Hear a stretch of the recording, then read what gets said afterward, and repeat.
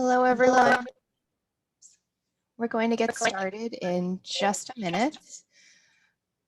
Please feel free to introduce yourself in the chat box.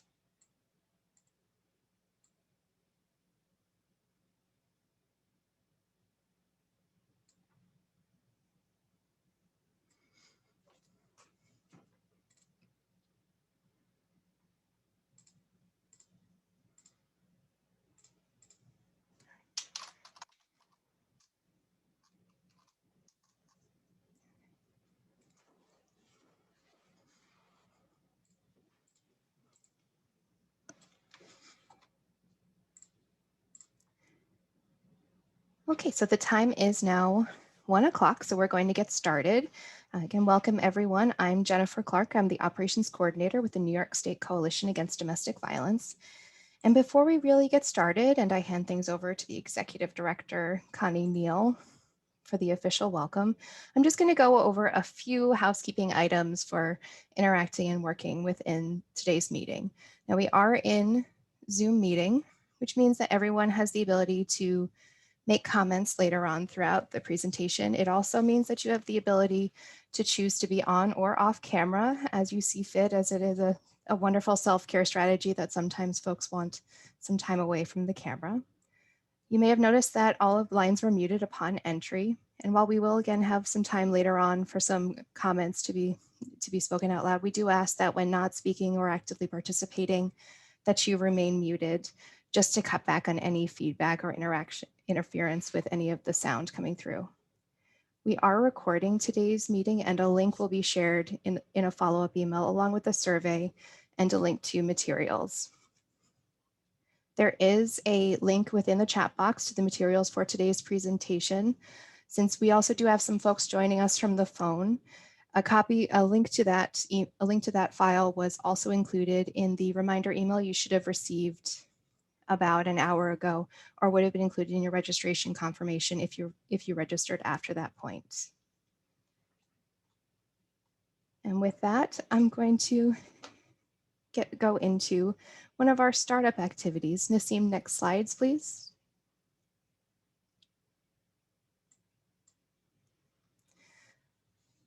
So we're going to start off with just a little word cloud activity. So in one word, how are you feeling today? Now you can see there's a link in the chat box to this poll site.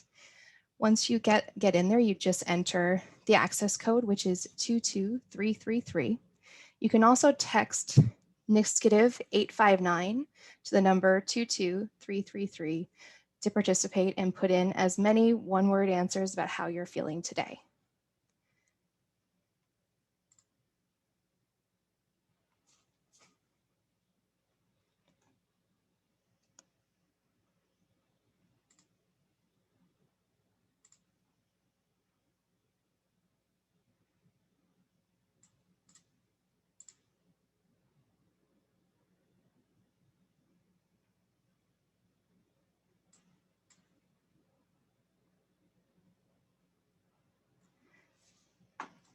This may just be taking a moment.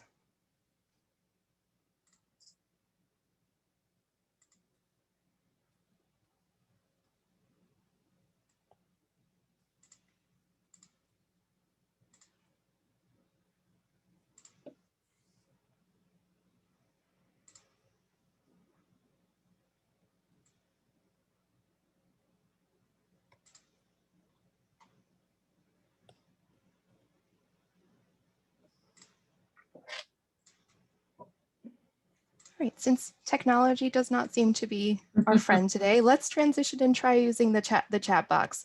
So just one word, how are you feeling today? And I will hand it over to Connie Neal to read off some responses as well. Okay, great. Thank you, Jennifer. And good afternoon, everyone. I'm Connie Neal, Executive Director of the New York State Coalition Against Domestic Violence. Please keep your words coming in, and our fingers are crossed that technology is going to be with us for at least the next 90 minutes or so, and hopefully the rest of the day as well. So I'm seeing some words coming in: spring, grateful, happy, warm with a smiley face, excited, sunny, hopeful, overwhelmed, enthusiastic, productive.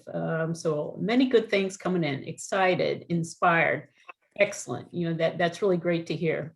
Because I do want to say this has definitely been a hard year, I think, for all of us. As I was thinking back to our annual meeting that we had just a year ago tomorrow, things were really beginning to unfold with the pandemic. And it was really hard for us to know and foresee the way things unfolded the way that they did. We had certainly hoped to be together in the same room today, but unfortunately that's not possible. So we'll do what we can to kind of continue on with some comments and notes and perspectives that we want to make sure that we share with everyone. And also we have some business that we have to do as far as NYSCADV is concerned with our membership as well. So I want to say we have a great range of folks joining us this afternoon. There are representatives from domestic violence advocacy programs from across the state. We have several representatives from state government agencies with us, including OCFS, OPDV, OVS, and DCJS. And we also have some folks from allied organizations, county government agencies, and the federal government as well. So again, welcome, and I appreciate all of you being with us today. So with the pandemic, again, it's not a surprise for all of us that it's been really hard in many ways.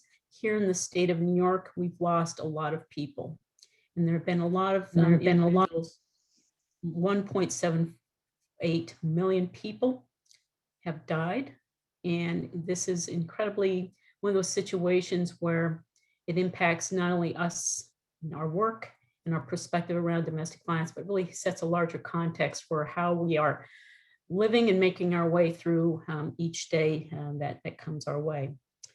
We know that maybe 13% of New Yorkers are vaccinated, so there is a little bit of hope. We're moving in the right direction, but we're still not there as far as where we might want to be and where we hope to be very soon. Over the past year, there have been a lot of other issues that have been incredibly difficult for us to manage and think through. In addition to the pandemic, we've seen incredible outreach of people organizing and getting together and raising their voices around issues like racial and social justice and economic justice. And unlike any other time in our history of our country, to have a major pandemic, as well as incredible issues that are so strong and important that are facing us around racial and economic justice, as well as the huge impact on the economy and jobs and people's economic well-being. It's really, really hard and tough for us to kind of navigate through and think through this process, while at the same time, for all of us who are gathered today to think about domestic violence advocacy services, thinking about anti-violence work in the midst of the larger challenges and changes that we're facing in our state, in our communities, and in our country, all at the same time.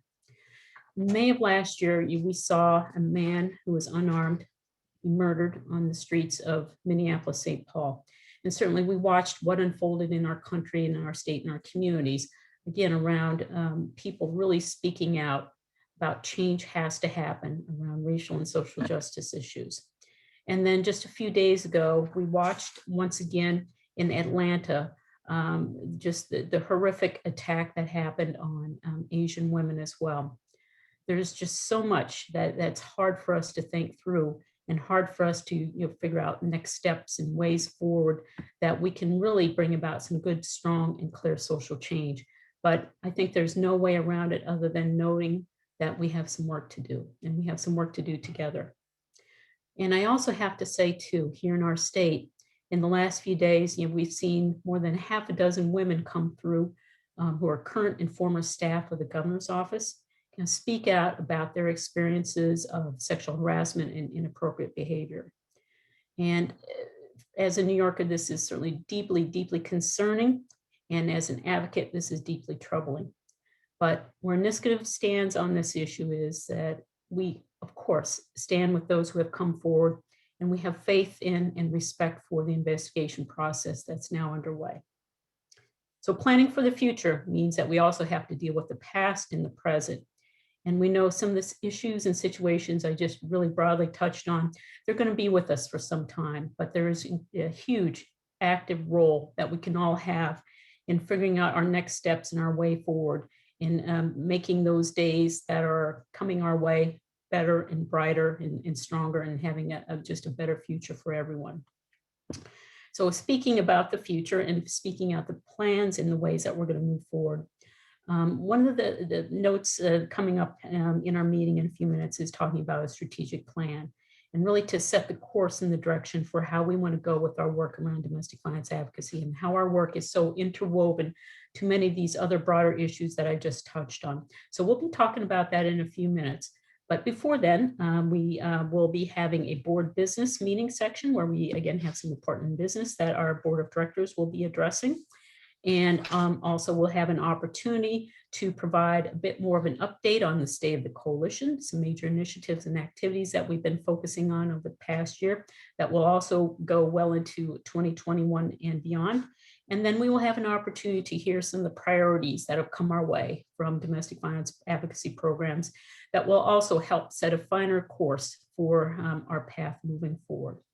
So again, welcome, and just really appreciate all of you joining us today.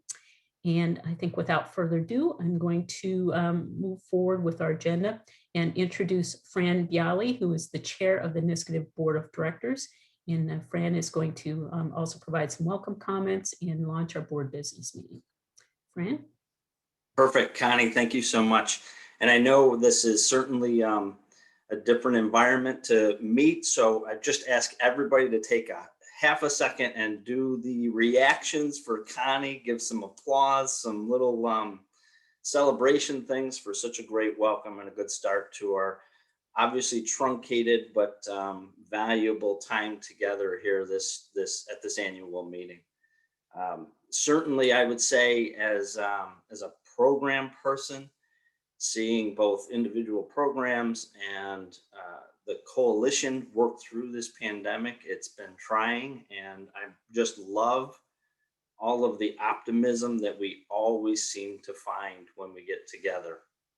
It's been a difficult year, and as we are getting through the vaccination process or whatnot, I'm sure many of our programs are now moving forward with that vaccination process. And I'm sure that much of that has come because of all the hard work that we do in our local communities with our partnerships to help us to get in to the health departments or whatever it is to help us get those vaccinations. But I'd also like to do a shout out to OCFS and OPDV, some of the state organizations that have sort of helped behind the scenes. We know that you've done some great work, whether it was with the legislature or the governor's office, even just deeming us as essential in the very beginning. And that was crucial to help us keep doing what we were doing, even though we were adjusting all the way. And Connie, to bring in the recognition of the Black Lives Matter movement and the valuable, incredible work that they've done to help us put some language to the systemic issues. It's been a long time coming, and I'm so glad that we're at least getting some of that language. Clearly, I think in New York, we've had some leadership that has helped us to identify some of those systemic things, even if we look at bail reform as an example of that. And on the dark side of that, I think, is the fact that with sexism and the patriarchal violence that we're living with, that it doesn't exist in a vacuum, that it's across the board, and we have to hold true to our values to hear people in their victimization stories, listen, hear, and move forward in the most appropriate ways. So thank you, Connie. Thank you, NYSCADV, for bringing us all through all of that process. We'll also talk a little bit later today. Our Vice Chair, Kelly Coyne, will help to guide us through some of the strategic planning process that we as a board and a staff combined together, initiated sometime last fall, even though we didn't know where we were going, given the nature of ever-changing environments that we're all living with.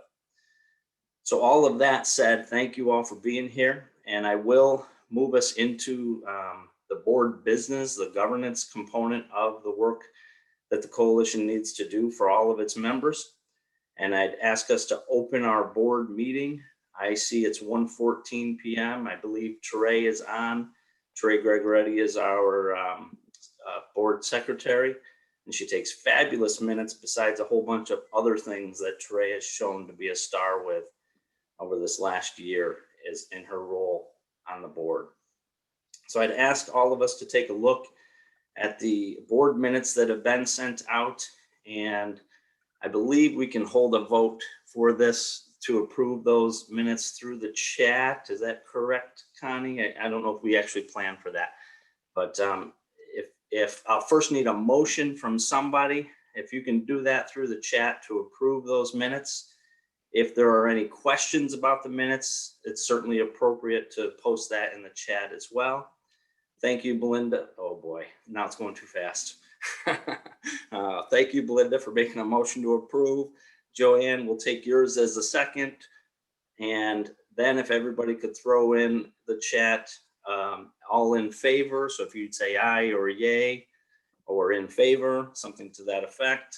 Perfect, perfect. Beautiful. And I know somebody's tallying all this up. If there are anybody that disapproves, if you would vote nay, please do so. And if you feel the need to abstain, please put that in there as well.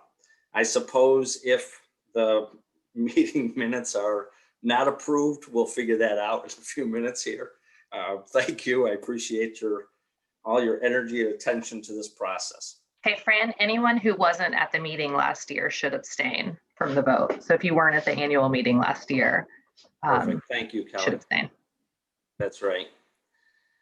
I'm going to take a minute here so that I can get prepared behind the scenes. I'm going to ask if our board treasurer, Kate Krug, would get ready to unmute yourself to do the financial report for the year. And I'll announce to everybody that our executive committee consists of myself as the chair, Kelly Coyne as the vice chair, Kate Krug as the treasurer, and Terray Gregoretti as the secretary. And I'll share with all of you as members that those terms are one-year terms up to 2 years. And the board did feel last fall that with the struggles of the pandemic and the process of getting through, to make an exception and make a vote to keep the same officers in place for the next year. There is room in the bylaws to do that, but I'd just like to share all of that. And while Kate's doing the financial report, I'll pull up my other list so I make sure I don't miss any folks, other board members in introductions. Can we turn it over to Kate for a second? Good afternoon, everyone. Hi, my name is Kate Krug. I am the Vice President of Development and Communications at Non-Traditional Employment for Women, and I serve as the treasurer for the NYSCADV Board of Directors, as Fran mentioned. I very quickly will go over financials. First, our fiscal year ending September 30th, 2020, the New York State Coalition Against Domestic Violence ended the year in a solid financial position. As of September 30th, we had $728,549 in assets and $149,249 in liabilities. During our last fiscal year, we worked to increase grant support and donations in order to strengthen the infrastructure of NYSCADV to better serve the member programs across the state. Our total revenue for the year was $1,050,810. And our expenses were $933,351. Regarding the membership, the New York State Coalition Against Domestic Violence has 68 members as of September 30th, 2020, which was an increase of 5 members over the previous fiscal year ending September 30th, 2019. And finally, our financial and membership records are maintained at the NYSCADV office, which is located at 119 Washington Ave in Albany, New York. So if you have any need for additional information, please feel free to review our 2020 annual report, which includes a section on our financial report. Thank you. Perfect. Thank you, Kate. And let me take yes, thank you, Kelly. So everybody give Kate a big round of applause through those reactions and everything. We can always have fun with this stuff, right? So I'd like to introduce the rest of the board members beyond the officers. We certainly have great support from many folks. I'd remind folks that under the terms of the relationship with the federal FIPSA office, we're obligated to maintain a 51% membership of the board of directors that is program representatives. And you'll see from the list that we certainly are accomplishing that task. Kellyanne Caustiel-Larrier from Fearless is on the board. Ann Ellsworth serving as my mentor as ex officio chair. Lucia Riviecchio, Danielle Feebles-King, Katie Fiore, Steve Grimes, Tabitha Dunn, and Joanne Sorotkin, all fabulous, wonderful, brilliant, and energetic supporters on the board. They're a great group for all of us to have as program representatives, and I just give yet another round of applause to all those folks. I'd like to give Terray a minute to talk about the board membership. Terray is the chair of our board member and nominating committee. So Terray, if you can get yourself set. Mm-hmm. Very good. Hello, everybody. Good afternoon. Terray. I work actually for the Safe Center in Nassau County, and I've been a proud board member for 5 years now. So I'm here as a nominating chair to talk to you about membership, and hoping that because it's spring and everybody may be feeling a little more energetic than usual, that I may tap into some of that energy and spark some excitement and enthusiasm about being on our board. Or maybe you know somebody else who might make for a good board member, because not only do we want program people, as Fran said, which is 51%, but it's really helpful if we get people who are outside of programs who bring their own expertise, and it gives us a nice combination and balance to have both on the board. I started out on the board 5 years ago, and I kind of accidentally ended up on the board because I was heading our regional meetings, which meant I had to be on the board at that time, which has since changed. And when they said they were going to change that and I didn't have to be on the board anymore, initially I thought I was going to jump on that chance and hop off the board. But I didn't, and I'm really glad that I did it because it's been a great experience. I've learned a lot. Initially, I was very intimidated. So if intimidation is something that may be holding you back from being on the board, don't let it, because I was probably just as or more intimidated than you may be. But again, it's been a great learning experience. I've seen NYSCADV grow a lot over the last 5 years, and I've been really proud to be a part of that. And I know they're going to only continue to grow. But to be able to do that, they need us. They need our support in many ways, one of which is whoever is interested and willing to be on the board. If time is a concern for you, the time commitment is we have 4 quarterly meetings a year. Some are virtual, some are in person. And then we have committee meetings, which are once a month for about an hour. So it's not a huge time commitment, but it is certainly very rewarding, and we're able to get a lot done. And we welcome anybody who's interested. I know they're going to be putting out the job application, I think, on the chat box. And there's also an email address. So if you are interested, you could email us directly.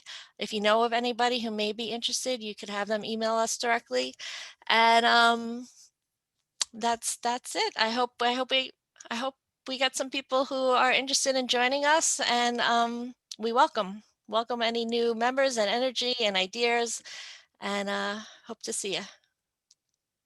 Perfect. Thank you, Terray. You're welcome. We're also not opposed to taking certain nominations through the chat box. You know how it works, right? If somebody is not here, you can put their name in. Okay, maybe not. All right. So thank you, Terray. We do need the help, and we do want to expand our diversity and awareness of different areas within the board as well. So certainly, as you're moving forward, think about friends and family and other program folks to help along with that process. I'm needing to look at a different screen. So Connie and Jennifer, I'm hoping that we can move to the certificate of incorporation process. It's for everybody's awareness, amongst the governing factors of the board, we've taken some long, hard looks at a variety of different policies, including the bylaws. And of course, there's a reference to the certificate of incorporation for an organization that serves as the foundation of an organization as a nonprofit in New York. And we have undertaken that task, initially started by Ann Ellsworth as the chair of the governance committee, and then picked up by Terray. Did I say Terray was a star? Anyway, we've initiated the process of upgrading the certificate of incorporation, making really some mild changes, and we've worked it through a pro bono attorney out of Rochester, who's also been incredibly wonderful to work with, in many ways tying things together with the Nonprofit Revitalization Act, especially in the bylaws. Hopefully you've had a chance to review this in advance. Maybe you even voted by proxy ahead of time. I'm going to check a couple of notes here. If you have any questions or concerns, feel free to use the chat box. And I'm going to take a quick minute just to see. I'm not seeing anything there. There's a link to vote. Thanks for posting that, Jane. And what we're going to do is open this up for a 10-minute period. If you're a program in good standing and recognizing some of the cash flow issues that some of our programs may have right now, NYSCADV has correlated programs that are in good standing during the period of January 1, 2020 through March 1, 2021.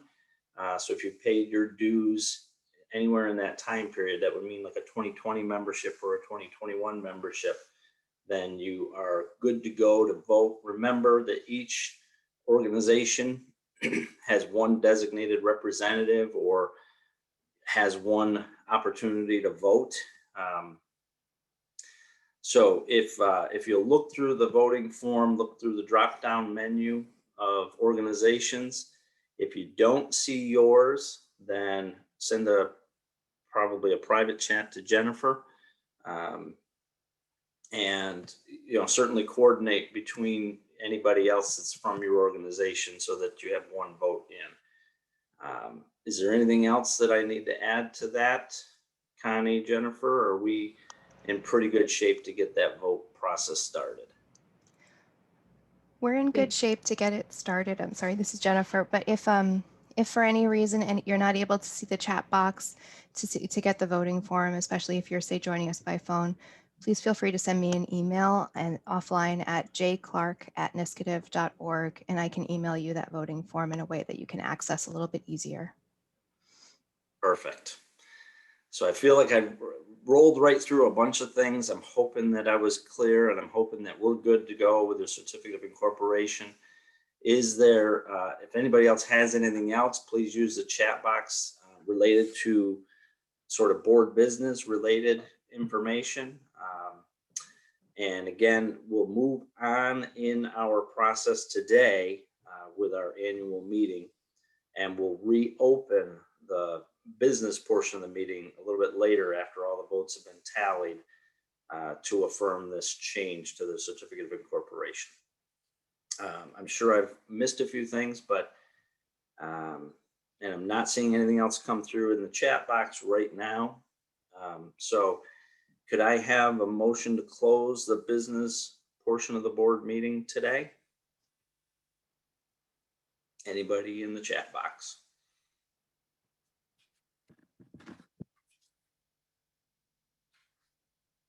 And Fran, this is Connie. While you're looking for that motion, just wanted to mention the voting period would be open for 10 minutes. So maybe if we can maybe plan to close out by 1:39.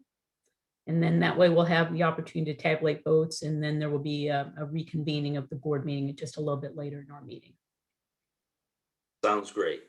Sounds great. So the official closing of the meeting will be at 1:39, although it's all going to be paused right now as far as whatever the further conversation is. Okay, Thank you. Then I'll turn it back over to Connie or Jennifer. I forget exactly where we're going from here. Well, thank you. Thank you, Fran. I'm next up again.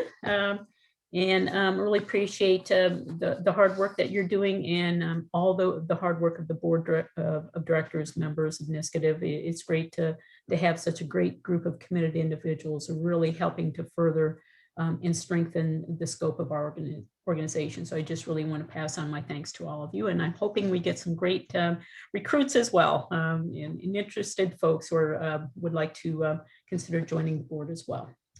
So next up, I want to shift into the coalition report and to really touch on kind of the state of the coalition, where we're at, and some of the major initiatives that we have in the works as well. So first up, I want to just spend a moment to recognize the hard work of NYSCADV staff. Naseem, thank you. I think you know a lot of these names of individuals that are our staff. You've had perhaps frequent contact either in person, via video conference or email. This work we have a small but mighty team, and I'm just really proud of the hard work that they've been doing over the years. So with Gina, Shelley, Joan, Lorian, Jane, Naseem, and Jennifer, thank you so much for your work. And I think we're really poised to continue to do some great work in the future as well. And one of the other exciting things that I'm happy to announce today is that we have 2 new team members joining us in a couple of weeks, Abigail Murat and Keegan Burke. And I'm so excited that Abigail and Keegan could be with us today. So I'm wondering, Abigail, could you unmute and just say a quick hello? It'd be great to see you and recognize you. Hello, everyone. It's a pleasure to meet everyone. I'm excited to come on board as the training and capacity building coordinator, and I look forward to working with everyone. Thank you, Connie. Great. Thank you, Abigail, and I really appreciate you being with us today. And then next up, Keegan, would you be able to also say a quick hello as well? Hi, everyone. My name is Keegan Burke. I'm very excited to be here with you today and also to start at NYSCADV in a few weeks. Look forward to partnering with everyone and getting to know these different agencies across the state better. Great. Thank you so much, Keegan. And I'm also glad that you could be with us today. All right. And then speaking of team, we have a great team of advocates that are serving on our Regional Advisory Council. Our RAC was formed in 2018, and you'll see the list of folks on this slide that serve as point people and representatives and do a lot of coordination in NYSCADV regions across the state with sister programs. So you'll see Christine, Claudette, Megan, Shane, Monica, Jaleisha, Terray, Vicky, Maureen, Jennifer, Valerie, Caitlin, and Belinda. And really I want to send out a great big thank you to all of you for your work and your leadership serving in this role. And I'm really looking forward to continuing the process with you all in ways that we can strengthen the coordination and services across the state and across the region. So I want to also pass on big kudos and thanks, and I'm hoping folks in the chat box can also lend in some thoughts and recognition to NYSCADV staff, our newer team members that are joining us, as well as members of the Regional Advisory Council for their hard work.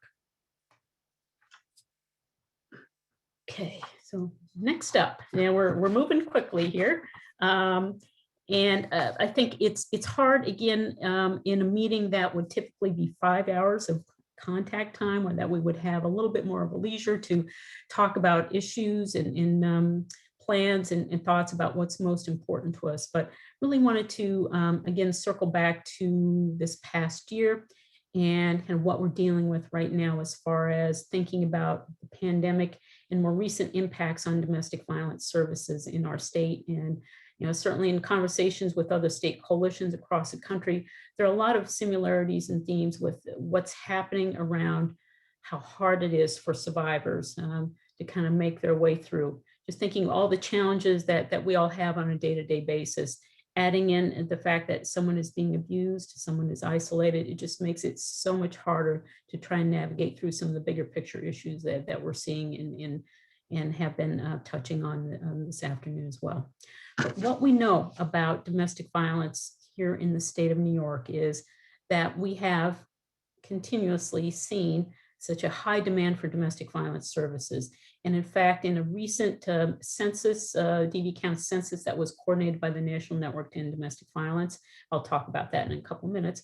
But with that data that's come in from looking at a particular point in time in September 2020, we see once again that New York State has the highest demand for domestic violence services in the country.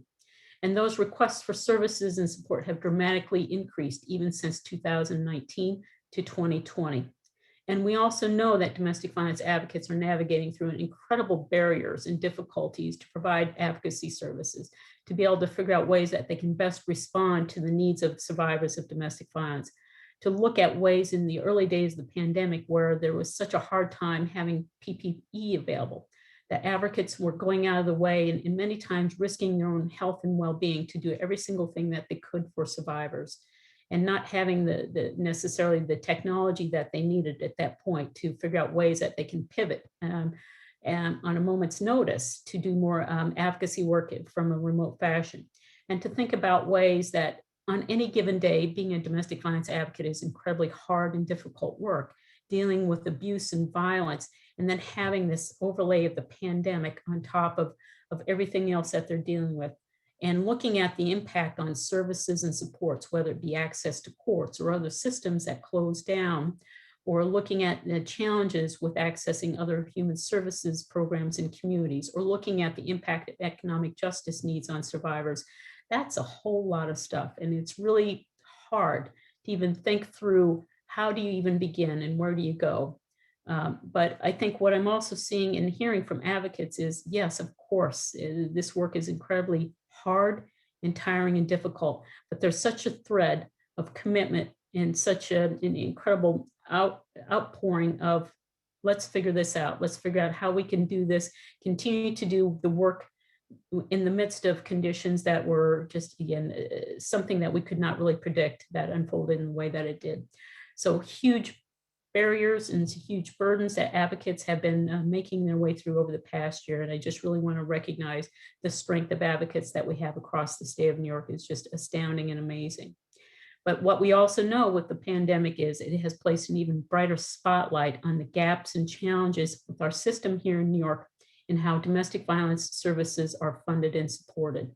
It's made it even harder for advocacy programs to do the work and advocates to do the work that they really want to do. So I mentioned that DV count census. Here you'll see a snapshot of what those numbers look like. This was conducted in September of 2020. Just one day in New York, over 8,300 survivors were served. Unfortunately, there were 1,900 requests for services that could not be met because domestic violence programs did not have the support and resources that they needed in order to respond to those requests. And we see a huge number were housing related. We see that advocates answered over 2,100 hotline calls on that one day alone. And also advocates provided over 600, there were over 600 individuals that attended primary prevention and education training on that one day alone. Huge demand, huge unmet requests for service number that is just critical for us as we're thinking through next steps of what we want our future to look like here in the state of New York.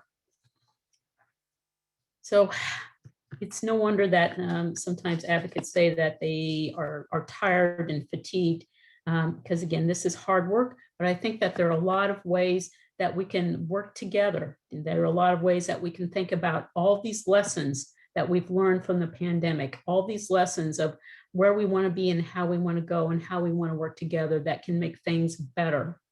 It can make things better for survivors, for programs in our state, and for everyone who has a vested interest in domestic violence advocacy services. And by making things better and figuring out what that plan might be, one of the things that we've been doing at NYSCADV is engaged in a strategic planning process that's involved our board and staff. So next up, I want to introduce Kelly Coyne, who is the vice chair of NYSCADV's board of directors, and Gina Peattie, who is NYSCADV's deputy director, to provide an update on our strategic planning process. Thanks, Connie, and hi, everybody. Welcome. I'm so excited to see the 109 other folks that are here on this call this afternoon. So greetings from Brooklyn. We'll hope Brooklyn stays quiet while I do this, but usually the moment I unmute, it's like cue fire department, cue horns, or it gets very Brooklyn outside very quick. So just wanted to give you all a little bit of an update on our strategic planning process and sort of what we've been up to. And so I just want to start is you all heard my fellow board member Kate talking about the strong financial position that NYSCADV sort of entered this pandemic in. And that's a really important thing to take note of, that our decision to start looking and strategic planning over the summer and fall didn't come from a place of crisis. It didn't come from a place of like things are falling apart, so we need to engage in some strategic thinking to save the day. It's really the fact that NYSCADV has been stabilized, has a really strong staff, has good infrastructure in place, is in a strong financial position that's really allowed the board to be in a position to think about not like what's happening on the day-to-day, but where do we really see the future of NYSCADV? So we really formally started this process in the fall of 2020. And, we spent a little bit saying like right now in the middle of the dual pandemics of sort of the racism that we had seen just blatantly happening around our country that was finally brought to the forefront into everyday conversation. Many people of color like myself, we always knew it was here, and we were glad that finally other folks were bearing witness to what we experienced every day. And the pandemic of COVID, we spent some time saying is now the right time. And what we realized is the same thing that many of you know, is that if you don't make time for it and just do it, there's always going to be some new thing that's coming up and sort of taking your time. So we decided to move forward. Just a note about strategic planning. It's best practice for nonprofits. All nonprofits really should engage in strategic planning every 3 to 5 years. And it's really a time to take a look at, are we doing what we mean to be doing? Are we moving forward on the things that we want to be moving forward on? So we think it's, as a board, a best practice and a sign of a well-managed organization. As you know, state coalitions have a large charter of roles and responsibilities that are federally designated. NYSCADV has a small and amazingly mighty team. And so part of the strat planning that we wanted to do was really to make sure that the staff, the board, and our stakeholders were all aligned on where we should be putting our time, talent, and resources. So to make sure that we had sort of the right people, the right money, the right time and effort in the right places in order to advance the mission of the coalition and ultimately to serve survivors. So we engaged with a consultant who helped us do a trends analysis. We identified areas of strengths, area of weaknesses, opportunities, threats, and spent some time engaging in conversation around those things. We also had many ways to get feedback from our member organizations. Many thanks to those of you, both individuals and organizations, who helped provide us with really critical feedback. We also engaged with state agencies in the same sort of process, who were able to give us really critical feedback about sort of where we were, what hopes were, what was happening in places. And so we're really grateful for folks sort of coming along in that process with us. And we also spent some time talking with both staff and board in some separate conversations and staff and board in some combined conversations to see sort of if we were all aligned, where there was places where there needed to be adjustment. And we identified 5 key priority areas. And it was really great to see that there really didn't have to be a whole bunch of fine tuning, that the staff and the board were pretty closely aligned on sort of what we saw, where we wanted to, the direction we wanted to point NYSCADV in, if you will. And so I'm going to turn it over to my colleague from the staff, to Gina, who's going to talk to you all about what those key areas were and what the next steps with the strategic plan will be. So Gina. Great, thanks, Kelly. So our 5 priority goals have been identified, and these are really areas of overall focus to help strengthen NYSCADV's ability to best support programs and ultimately survivors and our domestic violence work across New York State. So the first priority is strengthen the coalition. And so this goal is really focused on recalibrating our membership engagement and training practices for optimal reach and impact. So things like targeted plans around training, providing technical assistance, and our membership engagement strategies would be included within this priority, goal number 1. The second goal priority is expand statewide leadership of NYSCADV. And this goal is focused on taking steps to make NYSCADV's leadership role clear and unmistakable to the public, domestic violence programs, partners, and allies. Initiatives that fall within this priority include NYSCADV's work in cross-collaborative groups with partners and allies, enhancing our role as an information clearinghouse on domestic violence, as well as rolling out a variety of different communications initiatives. So these communication strategies include placing an emphasis on things like working with the media, issuing position papers, legislative briefs, providing testimony, and maximizing our technology resources and leveraging our website, social media channels and platforms, and our newsletter in order to reach more folks. Our third priority is focused on diversifying non-governmental funding. This goal is focused on prioritizing fund development efforts to afford NYSCADV greater organizational sustainability and flexibility in our work. In addition to government funding, which is of course critical to our work, we plan to expand additional fund development efforts that emphasize things such as donor stewardship, focus, and strategy, broadening financial support from private grants and foundations, hosting events, both online events as well as in-person events when it's safe to do so again, as well as developing and offering formalized fee-for-service programs. Our fourth priority is shore up the agency's infrastructure. And this priority is really focused on building a strong internal foundation for NYSCADV's organizational growth and continued success. Initiatives that fall within this category and this goal focus on areas related to our human resources management, organizational development, technology tools and resources, just basically the things that help to ensure that our infrastructure allows us to complete our work efficiently and effectively to best meet our mission. And then our fifth priority is address racial and social justice issues and diversity, equity, and inclusion. And as already has been noted, this is a very important priority for us as an organization. This goal is focused on incorporating a social and racial justice framework into all of our organizational strategies. And everyone that has been involved in the strategic planning process really felt that this was important to have this as a goal listed, within our goals, but also to really have this particular goal really be interwoven and permeate all of our other organizational work in a really purposeful, very intentional way. And so to that end, not only is this an individual priority, but this commitment that we have to accessibility, inclusion, racial and social justice will permeate all of our organizational practices and work, and it will really be interwoven throughout all of our initiatives across our organization.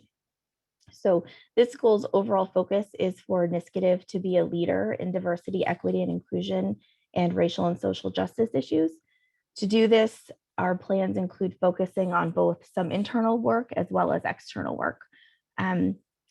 We recognize that there's still much work to be done within these goals, but we're looking forward to the work ahead with these priorities to guide us along the way. Next slide, please. Next steps include operationalizing some final pieces of the plan and then implementation of the plan. We are very proud of the work that we've done so far with our board and our staff and our stakeholders to get us to this point. But we also recognize that this is just the beginning, and that the strategic plan is not going to be a document that sits on a shelf and collects dust, and it wasn't, a great activity that we completed and now we don't have to think about anymore. Our intention and our commitment is really to have this be a living document that will continuously be used to guide our ongoing work in the weeks and the months and the years to come. Board and staff will regularly check in on the strategic plan progress and continuously engage with our key stakeholders on various initiatives. And of course, this past year has taught us that our environment is ever changing. So if pivots or adjustments are needed during the plan's implementation, we will be agile in our response to ensure that we're able to best meet the needs of the domestic violence community across New York State. We have begun to incorporate elements of an agile mindset and the Scrum methodology into our work processes at NYSCADV. And we will continue to draw upon this framework to be proactive, as well as equipped to respond swiftly and efficiently to our work and all of the changing world around us. So I know that was a quick overview of the strategic plan. I just wanted to check in on the chat to see if there's any questions on the strategic plan that Kelly and I presented.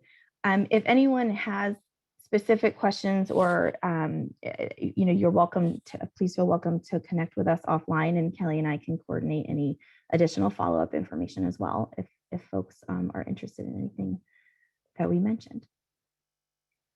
Okay, I don't see anything in the chat. So with that, I want to say thank you, and I'm going to hand it over to my colleague Joan Gerhardt, who is our Director of Policy and Advocacy at NYSCADV, for the next portion of the presentation. Thank you. Thank you, Gina, and thank you everyone for being here today. It's really exciting to see you all, including our 2 new employees, so can't wait to start working with them.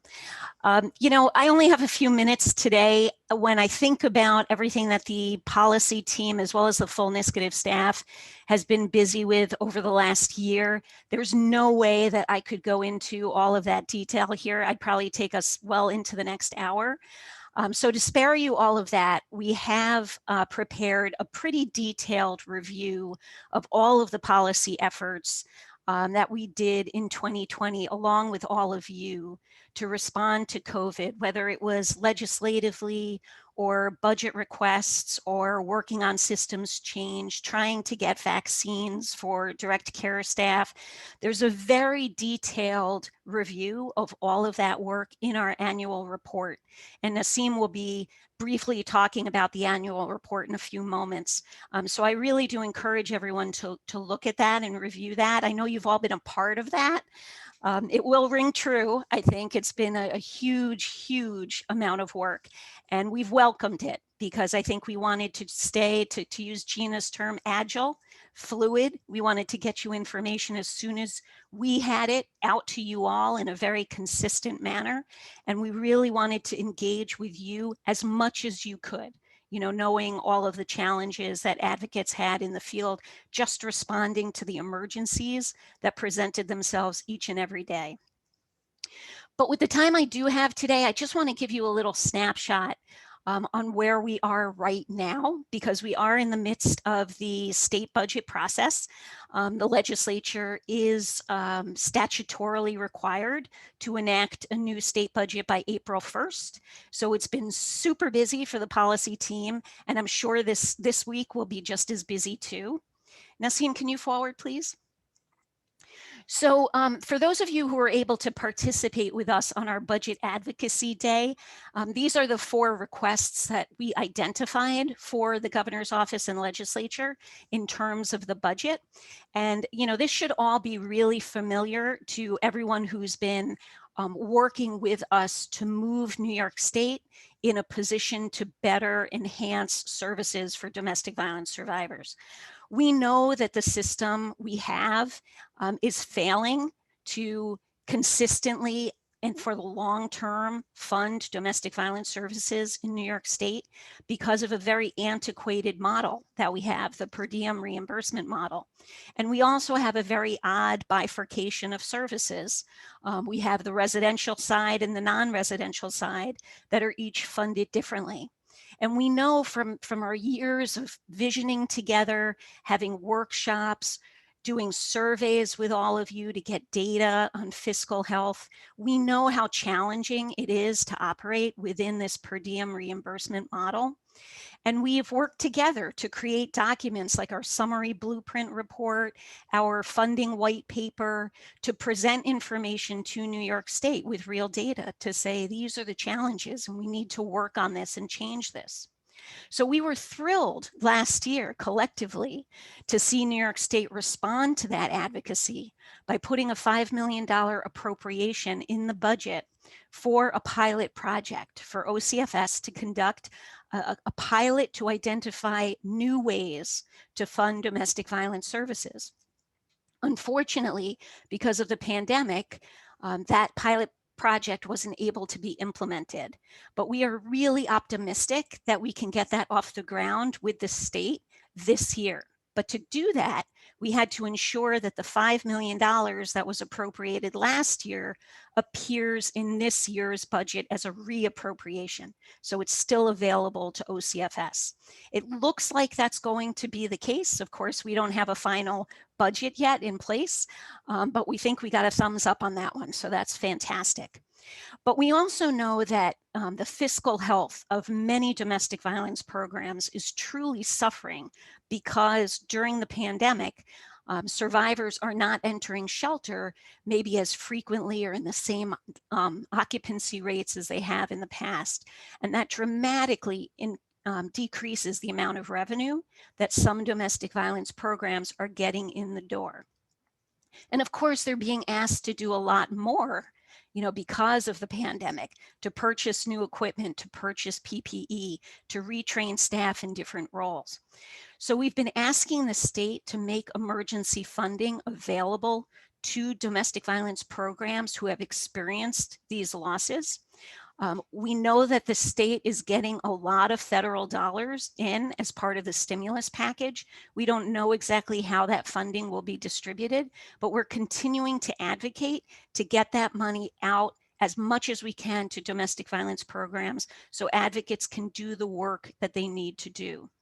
We've also been calling for an increase in the set aside for non-residential domestic violence services, that part of TANF, to increase that to $6 million, as well as to ensure that the state amplifies the amount of funding available for legal services for domestic violence survivors. It's tremendously difficult to navigate the court system, even when it's not functioning in such an odd way because now of the pandemic. Each jurisdiction is operating differently, so it's very difficult. The demand for these services is really increasing. So we'll be sure and keep you all apprised of what we see in the final budget. Like I said, it's due on April 1st. So hopefully we'll be getting information out to you soon. Nassim, next slide. We also had some domestic violence proposals from the governor embedded in the executive budget. These are referred to as Article 7 bills. There were three that I want to mention in particular today. The first relates to our state agency for the prevention of domestic violence, OPDV. And it involves expanding the mission of OPDV to include gender-based violence, not just domestic violence, as well as shifting the Enough is Enough campus sexual assault funding from Department of Health over to OPDV. There was a second proposal to create a domestic violence misdemeanor crime for the purpose of getting domestic violence offenders entered more readily into the FBI fingerprint database to prevent them from purchasing guns in other states. And a third proposal would give judges the discretion to add onto orders of protection a survivor's housing or moving costs. So to make an offender pay for security deposits or rent or any damage to a home that's co-owned by both parties. With all of these proposals, we were asking both the governor's office and the legislature to set them aside from the state budget process and move them out of that into essentially the general legislative session. So we as advocates can have more time to evaluate them, review them, and collaborate with the state to potentially enhance them, because we're all working toward the same goal, and we want to be sure that whatever new proposals, new projects we implement, it's done the best it can be, right? We all want that. So again, we'll have to wait to see what the ultimate budget does include with respect to these proposals, and we'll keep you informed. On the legislative front, we put together a pretty comprehensive list of priority bills that we're looking to advocate for this year. I'd like to just put a shout out, a save the date for May 11th, which is our legislative day of action. It is going to be virtual. We'll be advocating for some of these bills, probably not all of them. And there's actually a larger list of our priority bills on our website, which is www.NYSCADV.org. Thank you, Jane, for putting that in the chat. So if anyone is interested in learning more about any of our legislative priorities, please just reach out to me. I'll put my email in the chat, or Jane. We're happy to talk to all of you. And we also work very closely with our legislative committee on our advocacy and identifying what our priorities are.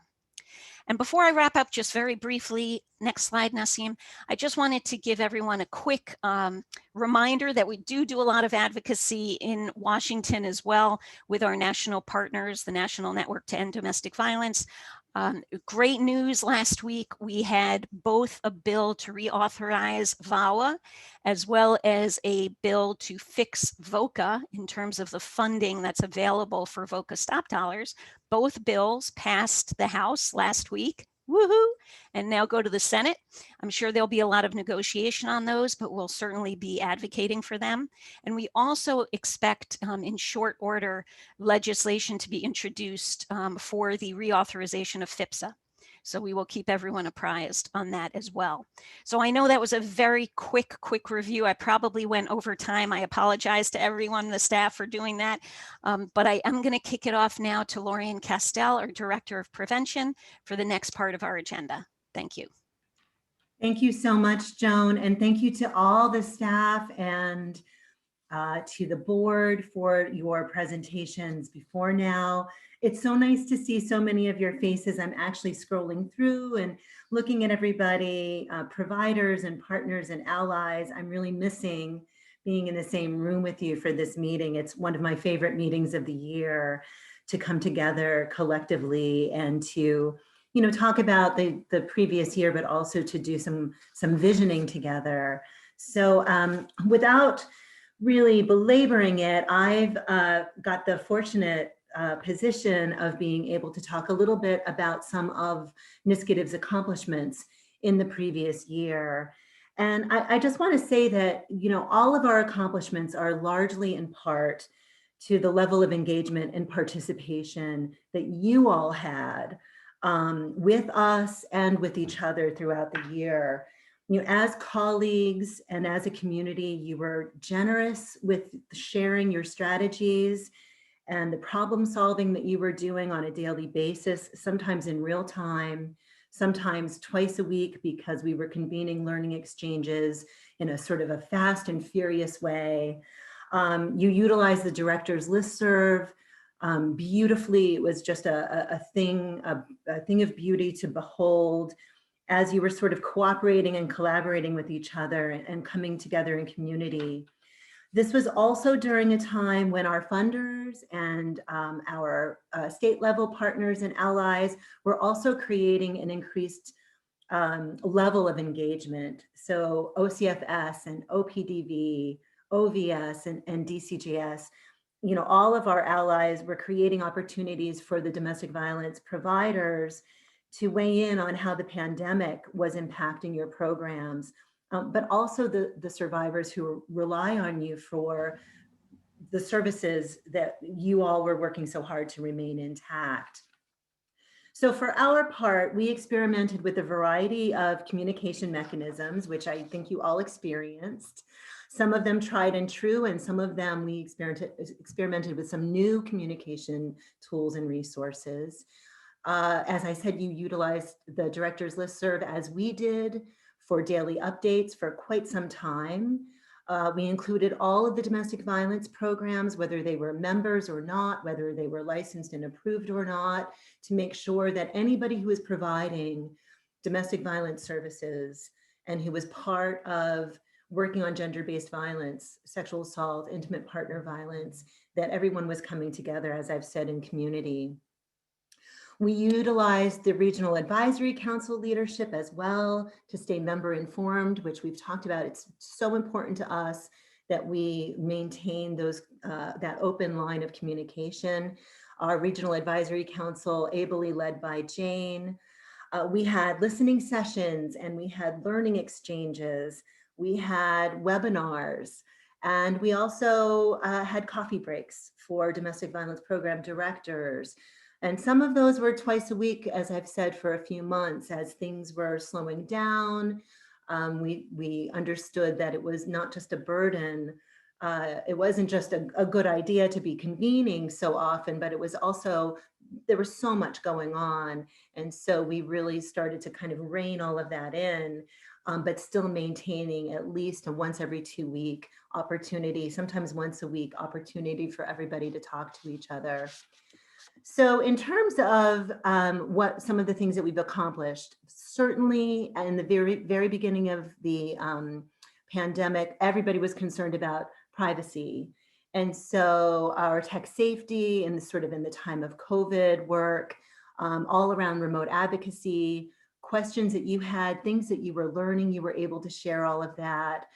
Intense technical assistance was provided to over 20 programs in 2020. Under the leadership of Nasim, who is the lead for our all things tech safety and data privacy. We also expanded the Economic Justice Project and added one more program to the grantee cohort, and they're doing some great work that we're excited to share with the rest of the state as sort of pilot programs and best practice. The Prevention Summit was provided in a virtual setting. It's another one of my favorite events of the year. We did a series of 4 workshops, and I encourage you to look at our annual report for more detail about what we sort of honed in on and focused on for prevention last year, with some amazing partners and consultants who helped us to make that happen.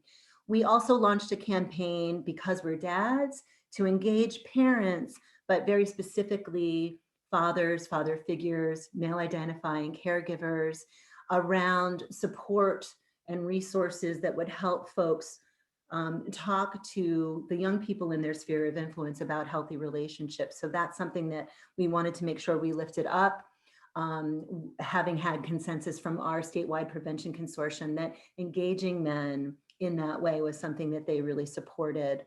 We added many new partners, national, state, and local, to the list of wonderful partners and collaborators that we have, and including coordinating a pharmacy initiative with NYSCADV, our sibling coalition, and RISE, a national sexual assault prevention organization, and 2 statewide pharmacy organizations. Adding those pharmacies to our list of coordinated community response efforts, and talked a lot about how during those times of lockdown, we wanted to make sure that we provided some access to the programs for survivors who may not have been able to access your programming in the usual ways. We contributed to the curriculum development of several projects. Most notably, we worked with OCFS, OPDV, and Prevent Child Abuse New York on the Adverse Childhood Experiences training that you've all been waiting for, and as a result of legislation that we worked on and passed last year. We also worked with OPDV on the Appearance Enhancement DV training, sort of DV 101 for folks who are in salon schools, learning how to do hair and nail tech and all of that. We also brought everybody together to talk about self-care, but most notably community care. We talked about grief and anticipatory grief. We were all sort of grieving at one time and still are. We talked about community collective grief, and not just regarding the pandemic, but the racial injustice that a few of our other speakers have remarked on. That raised really structural racism, institutionalized racism, and disparities to a national discussion that I know we were all a part of. We've lifted up and amplified our Access and Inclusion Project in order to address those disparities, and we hope that you are all staying apprised of those efforts. We try to make them really public. You've heard from Joan on many of the legislative priorities and statewide advocacy that we've been engaged in and are looking forward to more of that this year. You've heard from Gina and Kelly about the strategic planning process, and it should be said how excited we all are that we've added a deputy director to our staffing structure and welcome Gina in the summer. And I've promised her that she can play the new card for at least a year, but pandemic time is both slowed down and sped up, so she might get another year out of that. We're over the moon about our two new hires, Abigail and Keegan, who are really going to help us expand our training and technical assistance around best practice. And all of this would not have been possible without participants like you. I do want to just a shout out to our partners and consultants who helped us this year, to Shelley, our director of finance, who sort of keeps all of that going, and to Jennifer for really keeping everything running smoothly. And of course, to Connie for her leadership of the coalition. We hope that you review our annual report. I'm going to turn it over to Nasim so she can tell you where to get that. And some more details around some of the things that I've mentioned here. But mostly I just want to say that we're just so proud and inspired and quite frankly in awe of all of you and the way this community came together under, I think, what can only really be described as unprecedented and extremely challenging circumstances. So I want to speak for the whole staff to say our gratitude and our appreciation goes out to all of you for everything that you do every day and how much you help us to understand what your trends and themes are so that we can advocate for you the way that we have been. So thank you very much. I'm going to turn it over to Nasim. Thank you, Lorian. Hi, everyone. I'm Nasim Sarabandi, Project Coordinator. I would like to welcome you and hoping you're enjoying the spring weather. As Lorian mentioned, we produce an annual report for 2020. It's the product of a teamwork of NYSCADV and also our membership, because we probably reached out to some of you for permission and quotes and help and things like that. So I would really like to thank everyone.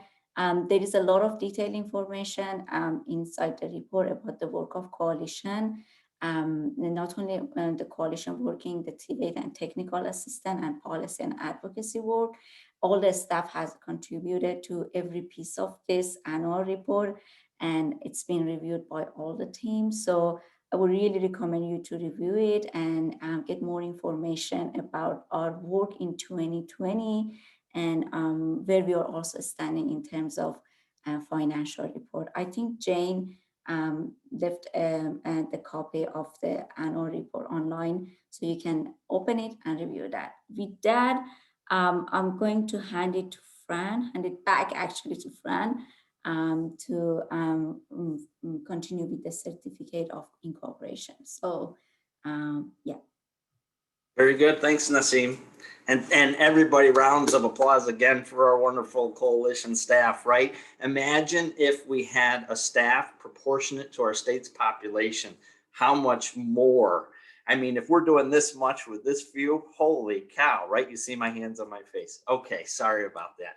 I'm going to reopen our board meeting. It's 2:12. Terray, if you can capture that, to make the announcement around the voting on the certificate of incorporation. I know we're a little bit late, so I'm going to rush a little bit, but we easily met our quorum for our membership voting, and the votes came out to be 30 in favor of adopting the certificate of incorporation and 0 against. Congratulations, everybody, and great big thanks to Terray and also Joanne Sorokin, who just joined the board, for putting all kinds of effort into putting that document together and working it out.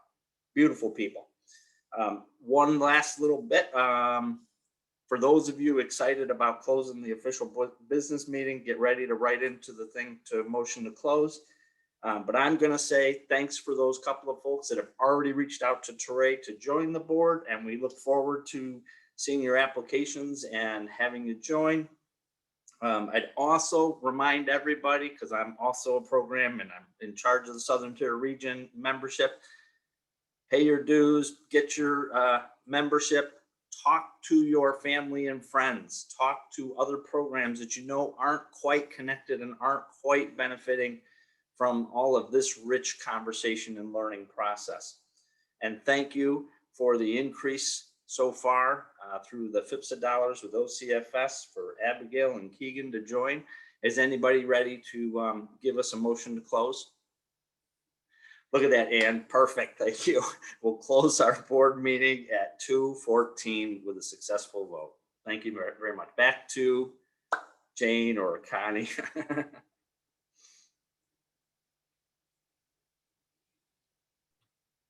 Okay. Thank you, Fran. And I think actually we're going to circle back to Lauren. If you want to kind of pick up the thread here. I think next up, we're going to touch on some priorities and some highlight some information that we've gotten back from programs about the priority areas for us to focus on. Thank you, Connie, so much. And is Jennifer back with us after tabulating the vote? Yes, I am, Lauren. Okay, great. Thank you. So I just want to say that, gosh, we really could use a couple of hours with all of you about this. I want to say that there is a survey out to all of you that we are going to keep open until Friday, March 26th, this Friday, that is asking for you to weigh in on some of the things that you would really like to see us focus on. And we don't have a ton of time to talk about that right now, but I want to sort of give you some prompts and some things to think about, and encourage you to do the survey. There are lots of open fields for you to sort of weigh in about the things that you would like for us to pay particular focus on, knowing that there's several projects that we are continuing through the year, even though we're now in a new grant cycle with many, many of our funders. And we want to open up the chat for conversation and an opportunity. So as we solidify our plans for 2021 and beyond, we want to really make sure that we're balancing. We've been in such a reactive mode for really so much of the year, that we want to balance what feels urgent and pressing for all of you with the long-term projects that we have applied to our funders for. And so this is really just the start of a conversation. Please reach out to us. Let us know what you're thinking. So knowing that we have this robust strategic plan, knowing that we've several grants that allow us to focus on specific activities. We have a courts grant and a criminalized survivors grant that is really about improving family court and criminal court systems in response to survivors. They're separate grants, but they're going to work in tandem, certainly with lots of policy advocacy and systems advocacy bills that we're working on that Joan shared with you earlier. OCFS, the hiring of our 2 new training and capacity building coordinators, really focusing on best practice, our prevention and a commitment to collaborating with NYSCADV. Many of you are dual programs. You do sexual assault and crime victims as well as domestic violence. So there will be that commitment, our commitment to access and inclusion, reinvigorating the expert witness project and creating another cohort. So for those of you who are on that small and mighty cohort, there will be more help. And just thinking about what would you like to see us do more of in that sort of start, stop, preserve way that we've been doing for the past several annual meetings. What would you like us to start that we might not be doing, or maybe we're doing it and we haven't communicated it well enough? What would you like for us to preserve about the things that we're already doing? Trends and themes already from the 57 survey responses that we have, housing and the funding structure.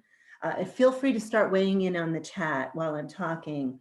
Housing and the funding structure have featured extremely high on your list of things that you would like for us to be doing. And of course, I want to assure you that that is something that's happening. We will continue to amplify and to discuss culturally specific programs. Our economic empowerment and economic justice project, of course, will proceed as it does. We're going to continue to connect the dots between the other issues that survivors are facing, pandemic related, but also with all of the other health disparities and social justice disparities that we might be doing. I'm trying to think if there's anything else. Of course, confidentiality work, of course, data security, of course, child welfare, working with Safe and Together as a partner and also with OCFS. They have a great rollout planned for making sure that child welfare and domestic violence are trained within the next year or so on a Safe and Together model, which is child-centered, domestic violence informed, and holds the perpetrator accountable. So there's lots of there's things in the hopper. So we really want to make sure that you are able to weigh in about the things that are most pressing, top of mind for you, things that may or may not be on our radar. Again, very important for us to be member informed. And I don't see anything in the chat. Is there, let's see, I'm looking at the time. I know we're sort of, almost up against our time here. Jennifer, is there anything that you want to add about mechanisms for people to communicate with us? Sure. So within the chat box, we do have a few options. If you'd like, you can share it generally with everyone, but if you'd like any comments or feedback that we could share and read it out anonymously, please feel free to just change the two-person in that to Jane Nee, and Jane will read them out privately. We also, of course, do have the survey, and I'll do another pass of that with DV program leadership that's registered today, as well as across our DV directors listserv after today's call. And please feel free to share that with any of your staff, because this feedback is open really for anyone that's working within domestic violence advocacy as a provider to give us that information and to help that. You can also, of course, always email one of us and let us know what you'd like us to focus on. Or we can always have some more offline conversations as requested. We have also a series of learning exchanges that will be scheduled and on your way, already planned for the rest of this quarter and next quarter. One of them coming up on Wednesday, which we're calling a listening session, right? So, we can sort of, close this part down if people are, sort of waiting to weigh in, if you'd rather have a private conversation, or if you'd rather fill out the survey, which again, I encourage you to do, but we do have lots of upcoming opportunities. So I will hand this back over to Connie, and so that she can close us out for this meeting. And thank you all for your participation and your engagement. All right, thank you, Lorraine and Jennifer. So just a few words in closing here. I think we are going to try, fingers crossed, that technology is going to work, but we have one more word cloud activity. We would like for you to think of a word. What are you feeling hopeful about? And you can respond at pollev.com/NYSCADV859 or text NYSCADV859 to 22333. And once you join, you can text your message that way. If not, feel free to add in your thoughts in the chat box as well. So one word, what are you feeling hopeful about? It feels like in the last 90 minutes or so, we really tried to do our best to cover the last year in just 90 minutes. And certainly it's been hard. It's been one of those situations where it feels like that was just last week, or it was like 10 years ago when the pandemic started, or somewhere in between. And I know that there's a lot of pressing challenges and needs that are still upon all of us. But one of the things that I'm hoping that we can do is pull forward from those lessons that we've learned over the past year, and to kind of think about those plans and ways that we want to move forward with those lessons, to think about what is it that the pandemic has taught us? And what is it that we've learned about ourselves or each other or our work over the past year? What is it that we've learned about pain and loss and uncertainty? And what is it that we've learned about priorities and the things that are most important to us? And now, as we're looking to the future with more hope, how can we all pull together and pull forward those lessons that we've learned over the past 12 months to figure out ways that we can work together in new ways as advocates and survivors and allies and representatives from county, state, and federal government agencies? there's an incredible amount of hope and possibility for all of us. And as I'm seeing the word cloud work, which is great, we're seeing a lot of hope that's coming in. Resilience, change, healing, vaccines, teamwork, racism, justice, empowerment, togetherness, family, motivation, post-pandemic, and yay, 2021 is here and well underway. Spring, and just, keep those messages coming our way. But I think that this is a moment where we can really pull forward from, this situation that is just so hard to, I think, even put into words, this kind of shared experience that we've gone through. But I'm incredibly hopeful. And I know that our best days are coming. And I think the hardest part of this process and the hardest part of all these issues that have been so front and center for us with the pandemic, with the challenges around racial justice and economic justice and social justice, we're at a tipping point where our best days are coming. And we're going to be the ones to set the course for how we want to get there. And so I want to leave you with that message. Hang on to that hope. And also, as Lorian said, there are many ways that we really want to hear from you. We want to continue to engage with you to get your thoughts about priorities and issues and concerns and ways that we can all address the changes that we would like to see happen. And there are also many other ways that we would encourage you to kind of be on the lookout of ways that you can join in with activities and events with us. One of the things that's coming up is next month in April. If you're a pasta fan, please feel free to join us for our Pasta with a Purpose. Pour a glass of your favorite beverage, and it's a great opportunity to have some fun, to learn more about the process of making pasta and also supporting our work. And then also to please mark your calendars for Tuesday, May 11th. That's our virtual legislative day of action. More information will be forthcoming, but please circle that date on your calendar as well. We have some very important work that will continue in May within the legislative session in New York. So we're looking to have the opportunity to work with you. And then finally, Lorian touched on this already, but we do have a series of domestic violence program leadership learning exchanges and listening sessions in the hopper. And a lot of those topics include things like funding, vaccinations, housing, and many other topics as well. So we will keep our emails and video conference lines open in ways that we want to hear more from you, and really want to hear more from you about what's the most important as we move forward with the next steps with our strategic plan. Our plan is all based on what we can do better to help support domestic violence advocates and programs and survivors around the state. So your feedback and your input is just incredibly important.